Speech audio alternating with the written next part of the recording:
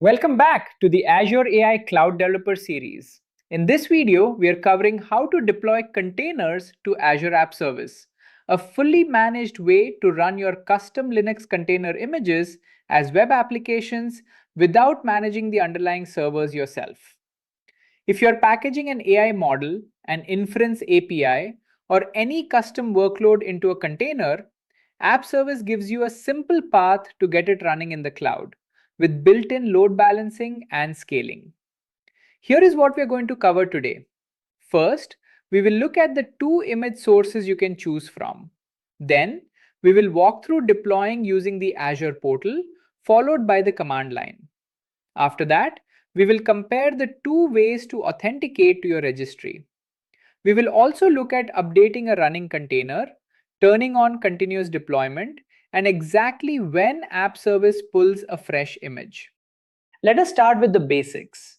Azure App Service can run a custom Linux container as a fully managed web application. You build and package your application into a container image, push that image to a registry, and App Service takes care of the rest, provisioning the underlying compute, load balancing traffic, and scaling instances up or down as needed. This is a great option when you already have a containerized workload and want a simple managed place to run it without dealing with orchestration platforms or virtual machines directly. The key decision you make upfront is where that container image comes from. App Service needs to know which registry to pull from and which image and tag to use. When you create a web app for containers, the Azure Portal presents two image source options. The first is Azure Container Registry, often shortened to ACR. This is the recommended source for production workloads because it integrates with Microsoft Entra ID for authentication and it supports managed identity, geo-replication, image scanning, and private network access. When you choose ACR as your source, you select the specific registry, the authentication method, the image name, and the tag. The second option is Other Container Registries. This covers any registry accessible over HTTPS that supports the Docker registry HTTP API v2 specification. Think Docker Hub, GitHub Container Registry, or a self-hosted registry your team runs. For private images on these registries, you provide the server URL, a username, and a password. Public images need only the image name, no credentials at all. Let us walk through deploying using the Azure Portal first. This approach works well when you want to configure all your settings visually and double check your choices before anything gets created. You start by selecting Create a Resource and searching for Web App.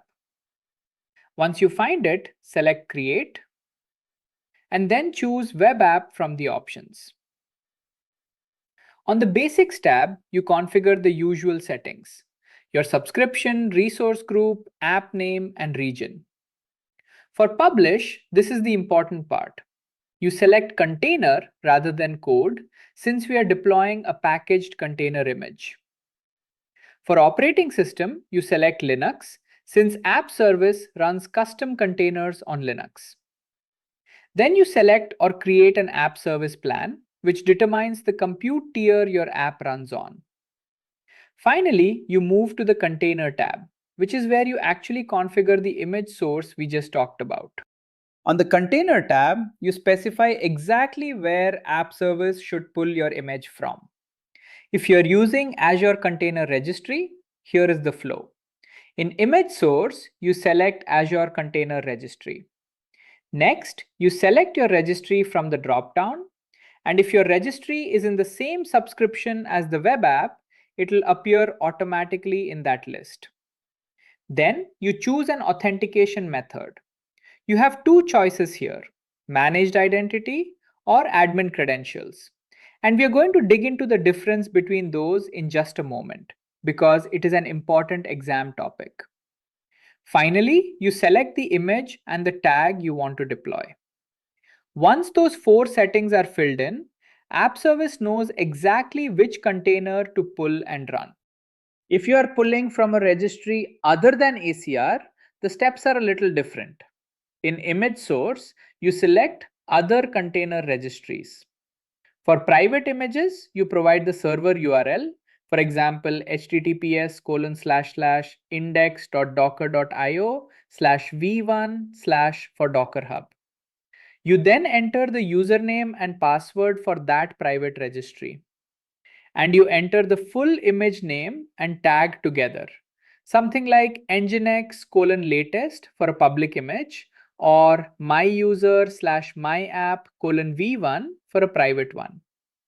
Public images on these registries skip the username and password entirely, since no authentication is needed to pull them. Let us dig into ACR authentication, since this is something you really want to understand well.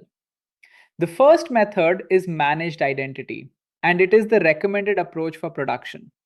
Instead of storing a username and password somewhere, App Service authenticates to ACR using an actual Azure identity. This removes the need to rotate credentials manually, and it gives you better security auditing because every pull is tied to a specific identity. There are two kinds of managed identity. A system assigned identity is tied directly to the web app. Azure creates it automatically when you enable it and deletes it automatically when you delete the app. This is the simpler option when the web app is the only resource that needs registry access. A user-assigned identity, on the other hand, exists independently as its own Azure resource. You can assign the same identity to multiple web apps, which is useful when several applications need to pull from the same registry. Whichever type you choose, that identity meets the ACR pull role assigned on the registry before it can successfully pull images. The second authentication method is admin credentials. This uses a username and password that are stored directly on the registry itself. It is simpler to set up for development scenarios because it does not require configuring any role assignments. To use it, you first need to enable the admin user on your container registry using a command like azacr update with the registry name and admin-enabled set to true. Once that is enabled, App Service can authenticate using that username and password directly. The trade-off here is important for the exam.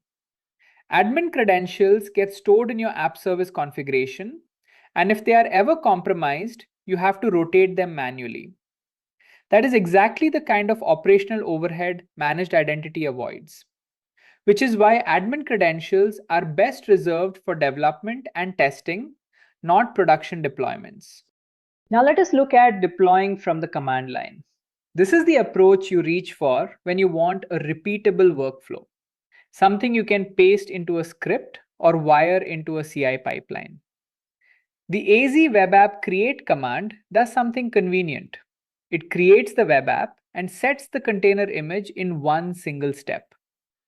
In this example, we assume the resource group and app service plan already exist.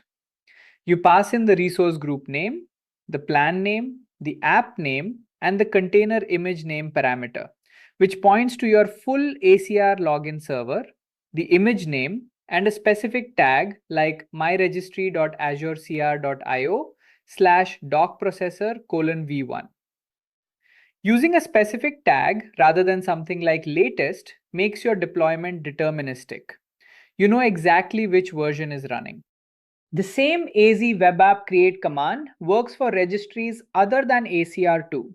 You just add a few extra parameters. For a public image from Docker Hub, you pass container-image-name set to something like nginx and docker-registry-server-URL set to the Docker Hub endpoint. No credentials are needed since the image is public. For a private image, you add docker-registry-server-user and docker-registry-server-password alongside the server URL and the image name, which might look like my username/myapp:\latest. And if your image lives in GitHub Container Registry instead, you use https://ghcr.io as the server URL, with the same general pattern of credentials for private images. Once your container is running, at some point you will need to release a new version. You do this by updating the configured image tag using the az web app config container set command, pointing container-image-name at the new tag. For example, switching from v1 to v2. When you run this, App Service restarts the web app automatically and pulls the new image on every instance. Here is a detail that catches people out. If you push a new image but keep using the same tag, something like latest, App Service does not detect that change automatically.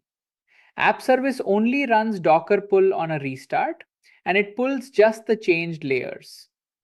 So to pick up that updated image, you either need to restart the web app manually or set up continuous deployment so a webhook triggers the restart for you, which is exactly what we are covering next. For automated deployments, you can configure App Service to pull new images automatically whenever you push to the registry. This works really well alongside a CI/CD pipeline.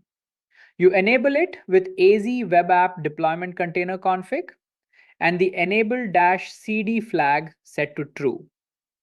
Running this command returns a webhook URL, and you configure your container registry to call that webhook whenever a new image is pushed. For ACR specifically, you create a webhook in the registry settings that triggers on push events. Now, understanding exactly when App Service pulls images matters for the exam, so let us go through it. On initial deployment, App Service pulls every layer of the image. On a restart, it checks for changes and pulls only the layers that have changed. If nothing changed, it uses the cached layers. When App Service scales out and adds new instances, each new instance pulls the image, and it might need the full image if those layers are not already cached on the underlying infrastructure. And finally, if you change pricing tiers, that can allocate entirely new infrastructure, which means a fresh pull and potentially a longer startup time. Once your container is deployed, you will want to verify it actually started successfully. You can fetch the public hostname using az web app show, passing the resource group and app name, and querying for default hostname with TSV output. That gives you a clean URL you can open directly in a browser or check using a tool like curl to confirm the application is responding the way you expect. If the container does not start correctly, the next step is digging into the diagnostic and troubleshooting tools, which is its own topic worth exploring separately. And that is a wrap on deploying containers to Azure App Service for the Azure AI Cloud Developer Series. If this video helped you understand how to get a custom container running as a managed web app, please hit the like button. It genuinely helps the channel grow. Subscribe and turn on notifications so you do not miss any new videos in the series as they land. The full playlist is linked in the description below. I will see you in the next one.